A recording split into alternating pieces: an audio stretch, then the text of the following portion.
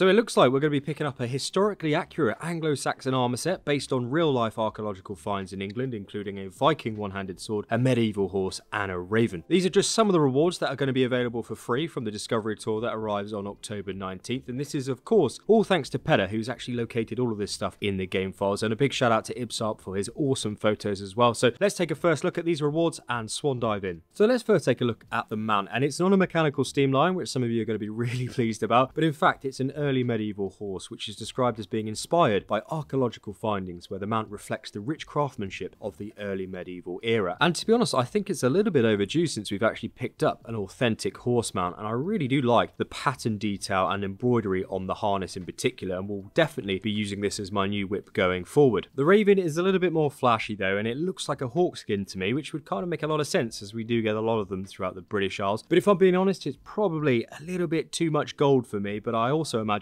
it would be great for pictures as the sun just bounces right off it. Now moving on to the Ealdorman Armor Set, and I've got to say I am a big fan of this, particularly the Centurion looking helmet, which has been described as being inspired by the Staffordshire Horde helmet. And this is an actual helmet, by the way, which was found in a field in Staffordshire, which is approximately around here in the UK, and was actually believed to have been owned by a very high status male in the time period where Valhalla is set in. Now I don't want to go overboard and get too carried away on an in-game helmet here, but as a player I genuinely appreciate the effort that goes into creating something like this, particularly as it is historically accurate for the time period, and I will almost certainly be using it as my new helmet going forward. Now if you have watched any of the videos on the channel before, you'll know that my pronunciation on names is something to be desired and very rogue at best, but on par with my linguistic skills is my identification when it comes to reskins on armor sets. And when it comes to this armor set, you got to help me out here, team. Is this a brand new one or is it a reskin? Either way, I do like the aesthetic of it. The riveted mail coat in particular looks great and feels genuine, which is more than enough for me to give it a go. Not only that though, but this armor set does have stats and bonuses, so it looks like we can actually use this in game, and it isn't purely designed for a transmog option just like the legacy outfits that we've received previously. It also looks like after each kill we will pick up an increase in stun damage to a maximum of 3 stacks, and that's going to give us a plus 36 bonus, as well as getting a general increase in speed for actually equipping the whole set. And to be honest, it's not fantastic, but I'll let you make your own mind up on that one, and it will most definitely remain a solid transmog option for me. But speaking of transmog, the cape does look great and it fits in really well with this set. I also love the embroidery details here, so that's a big win for me on the cosmetic front. And by the way folks, before we do have a look at this Viking sword, if you have picked up any value from the video so far or learned anything new, a very swift like down below would be outstanding. It genuinely helps me out a lot, so thank you very much. Now the Viking sword, otherwise known as the Bedale-Gilling Sword, which is an actual weapon by the way, which is currently located in the Yorkshire Museum, which is around here on your map. And this may also be familiar as Pedda actually found it in the game files over a month ago, and we can confirm that it is upgradable. So we do have a variety of transmog options here as well, especially if you'd rather not run with the gold sword option, and it also increases your stun on a finisher by plus 20, so it adds to that very clear stun orientated armor set. Now historically it was actually found in a river by a schoolboy in 1976 and has been classified as a typical Anglo-Saxon or Viking sword of that time period. Fun fact for you all here though, because in the UK if you actually come across something which may be considered treasure that is of historical or cultural importance, and then you don't then report it within 14 days, you could actually go to prison for 3 months. So back in the 80s this actually wasn't classified as treasure for some odd reason that's unbeknownst to me, so the family actually kept the Viking sword and then went on to sell it to the Yorkshire Museum years later for, I imagine, a very substantial undisclosed payday. Good work from that Yorkshire family.